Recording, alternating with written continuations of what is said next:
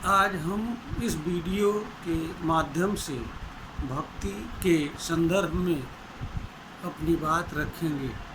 भक्ति एक प्रकार का कर्म होती है। यह अपने पूज्य के प्रति की जाने वाली आराधना होती है। इसमें व्यक्ति जिस चीज़ को पूज्य समझता है उसका गुणगान करता है, या जिसके निमित्त अपना कल्याण समझता है, या कोई अन्य उद्देश्य होता है, उस निमित्त वह पूजा अर्चना आराधना एवं गुणगान करता है, भजन करता है, कीर्तन करता है और उस चीज़ से जुड़ी बातों को बार बार दोहराता है, वाणी के माध्यम से, वचन के माध्यम से, संगीत के माध्यम से।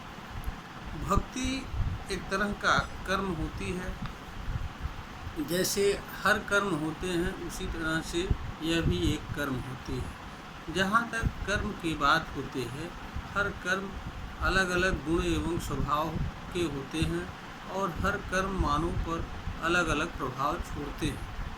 एक कर्म का दूसरे कर्म से कुछ भी लेना देना नहीं होता है और एक कर्म से मानव दूसरे कर्म को मिटा भी नहीं सकता है। हर कर्म का मानव को अलग अलग रूप में लाभ अथवा हानि प्राप्त होती है। भक्ति के संदर्भ में लोगों के भीतर अनेक प्रकार की धारणाएं, गलत धारणाएं बैठी हुई हैं। उसका कारण यह है कि धर्म ग्रंथों में निरर्थक लिखी हुई बातें हैं, जो यह बताने की कोशिश करती हैं कि भक्ति के माध्यम से वह सभी चीज़ें प्राप्त कर लेगा जो वह प्राप्त करना चाहता है। भक्ति के माध्यम से यह भी बताने की कोशिश की जाती है कि इसके माध्यम से मनुष्य जो गलत कर्म करता है उनसे मुक्त हो जाता है, उसे स्वर्ग जैसी कोई चीज़ प्राप्त हो जाती है। यह जन्म नहीं तो अगला जन्म उसका सुधर जाता है। इस तरह की बातें हर ईश्वरवादी धर्म ग्रंथ करते हैं, जिनका भक्ति से कुछ भी लेना देना नहीं होता है। हर कर्म की अपनी एक सीमा होती है, उसका एक स्वभाव होता है, गुण होता है। मनुष्य को कर्म से संबंध रखने वाला फल ही प्राप्त होता है। जहाँ तक कर्म फल की बात है, हर कर्म का फल उसके अनुरूप ही होता है। ऐसा नहीं होता है कि मनुष्य कर्म कुछ और करे, फल उसे कुछ और प्राप्त हो। कर्म में ऐसा कुछ भी नहीं होता है। कर्म में मनुष्य होता है, कर्ता होता है, और कर्ता और कर्म के बीच कोई तीसरी चीज़ नहीं होती है।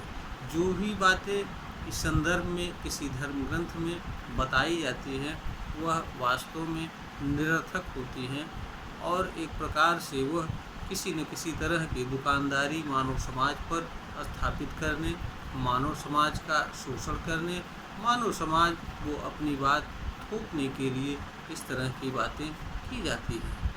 भक्ति हर व्यक्ति का निजी मामला है।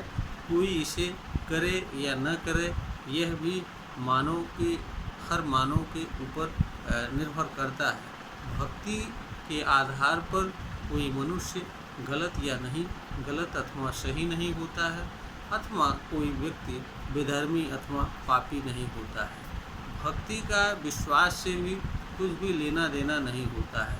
भक्ति ज्ञान एवं अनुसरण की चीज़ होती है। हाँ, इससे मानसिक शांति अवश्य मिलती है, किंतु यह भी सही है कि आप दिन में 5 मिनट भक्ति करें, शेष टाइम आप बुरे विचार एवं भाव से युक्त कर्मों में संलग्न रहें, तो आप खुद समझ सकते हैं कि भक्ति से क्या लाभ होगा और क्या हानि होगा, और भक्ति आपके मानव जीवन में किस तरह का बदलाव करने में समर्थ होगी। तो भक्ति भी जहाँ तक एक प्रकार का कर्म होती है, हर कर्म ऊर्जा के साधन होते हैं और कर्म से प्राप्त होने वाली ऊर्जा भी कर्म के अनुरूप मिलती है। जिस तरह का मनुष्य कर्म करता है उसी तरह से उसको कर्म से मिलने वाली ऊर्जा प्राप्त होती है और उसी के अनुरूप कर्मफल की प्राप्ति होती है।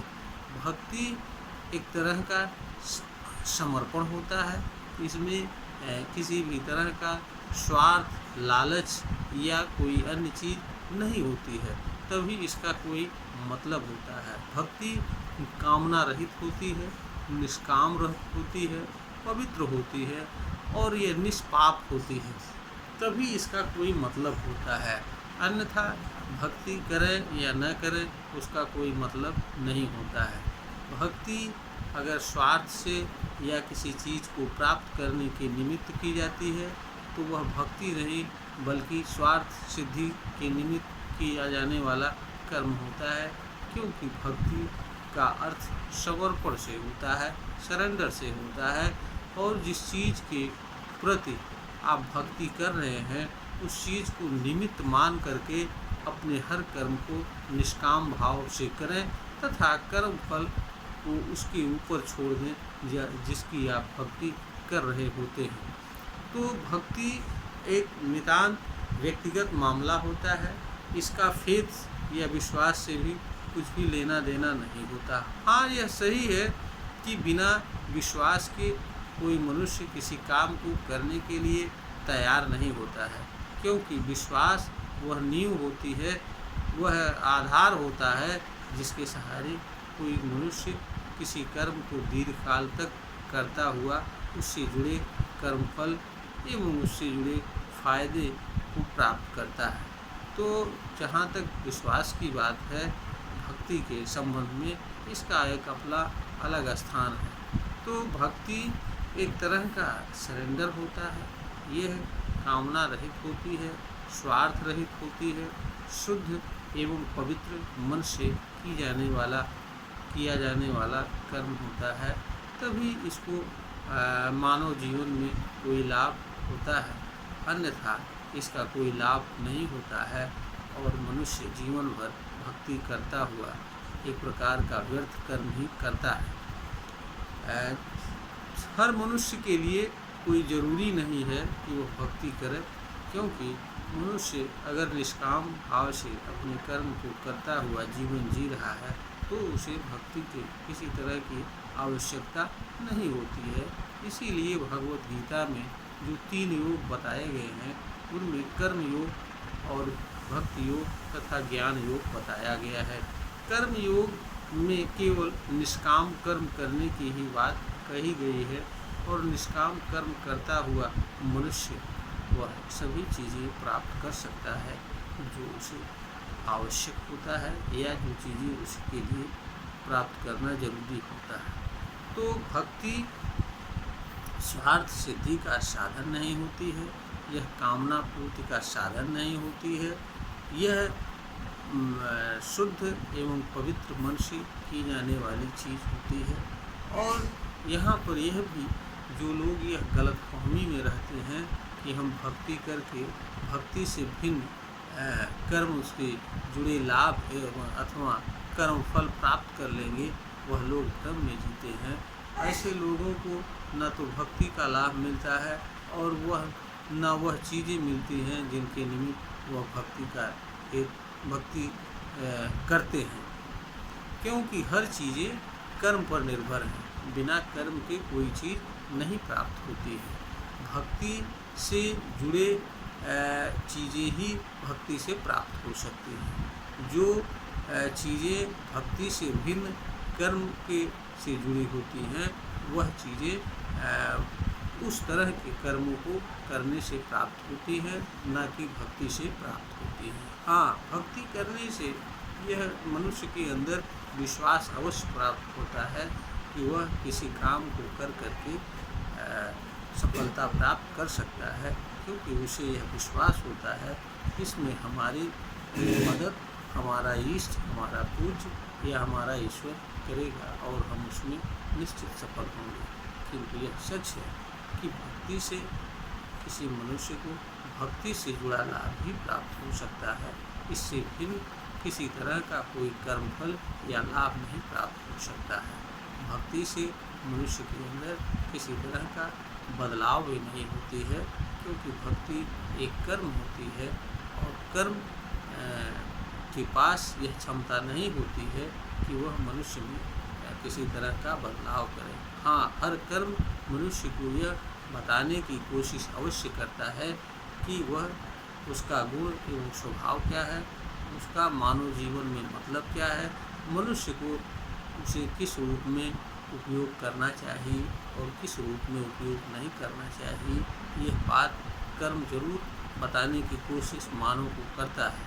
किंतु यह भी सच है कि इस तरह का संदेश या बात किसी मानव को कर्म बताने की कोशिश तब करता है जब मनुष्य किसी कर्म को निष्काम भाव से करता है। अन्यथा मनुष्य कर्म को करता हुआ भी कर्म से अपरिचित रहता है और कर्म का ज्ञान उसे किसी रूप में प्राप्त नहीं होता है, और कर्म से अपरिचित रहता हुआ मानव अपने ही कर्म से कर्म के बंधन में फंस जाता है और कर्म का गुलाम बन करके जीवन भर जीता है। तो इस तरह से मनुष्य कभी भी कर्म से कभी स्वतंत्र नहीं हो पाता है, और कर्म से स्वतंत्र न रहने वाला मानव एक तरह का गुलामी का जीवन जीता है। तो भक्ति हो या चाहे कोई अन्य कर्म हो, किसी मनुष्य को यह जान एवं समझ करके तथा किसी उस कर्म का उसके जीवन में मतलब क्या है, उसे कोई कर्म क्यों करना चाहिए, तो अगर भक्ति करता है तो भक्ति सार्थक होती है और किसी प्रकार का लाभ देने वाली होती है, क्योंकि ज्ञान विहीन भक्ति मनुष्य के किसी काम की चीज़ नहीं होती है, बल्कि इससे मनुष्य को लाभ के अलावा नुकसान ही होता है। बहुत सारे लोग ये कहते फिरते हैं कि मैं बहुत भक्ति करता हूँ फिर भी हमें कोई लाभ नहीं, तो वस्तुतः यह अज्ञान का ही परिणाम है, क्योंकि ज्ञान के बिना किया गया कर्म भी निरर्थक एवं व्यर्थ साबित होता है। तो जहाँ तक भक्ति की बात है, भक्ति ज्ञान एवं शुद्ध पवित्र मन से की जाने वाली चीज़ होती है, और यह कर्म होता है। हर कर्म जब तक निष्काम भाव से नहीं किया जाता है तब तक उसका परिणाम आधा रूप अधूरा या निरर्थक रूप में प्राप्त होता है। यह वीडियो ज्ञानवर्धन हेतु बनाई गई है। श्रोता को अगर ज्ञानवर्धन के योग्य प्रतीत होती है तो इसे लाइक करें, शेयर करें और सब्सक्राइब करें।